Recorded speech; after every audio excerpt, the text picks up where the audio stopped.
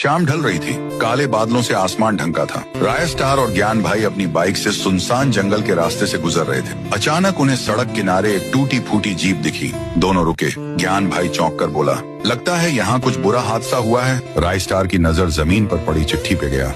वो झुककर उसे गौर से देखने लगा। उस पे लिखा था, हवेली के अंदर मत जाना वरना वो जाग जाएगी। तभी अंधेरा छा गई और आसमान में तेज गरज हुई। ज्ञान भाई ने कांपती आवाज में कहा, चलो वापस चलते हैं। राय स्टार मुस्कुराया, अब तो देखना पड़ेगा क्या माजरा है। झाड़ियों के पीछे एक पुरानी वीरान हवेली नजर आई। हवेली बेहद खौफनाक लग रही थी। टूटी खिड़कियां, झूलते दरवाजे और हर कोने से अजीब सी सड़न की गंध आ रही थी। दोनों धीरे धीरे उस हवेली तक पहुंचे। जैसे ही वो दरवाजे के पास पहुंचे, दरवाजा बिना छुए ही चरमराकर खुल गया। भीतर घना सन्नाटा था, ऐसा सन्नाटा कि अपनी सांसों की आवाज भी डरावनी लगने लगी। वे धीरे धीरे ऊपर की ओर बढ़े। दीवारों पर जर्जर तस्वीरें टंगी थीं, जिनमें चेहरों की आंखें गायब थीं। ज्ञान भाई ने धीरे से कहा, हमें यहाँ नहीं रुकना चाहिए। तभी हवेली में गूंजती एक अजीब आवाज आई, तुमने पत्र पढ़ लिया, अब लौटना असंभव है। दोनों चौंक पड़े। तभी एक काली परछाई सामने आई। राय स्टार ने माचिस निकाली और दिया जलाया, लेकिन वहाँ कुछ नहीं था। भागते हुए वे नीचे की ओर लौटे तो देखा एक बूढ़ी औरत अंधेरे कोने में बैठी थी।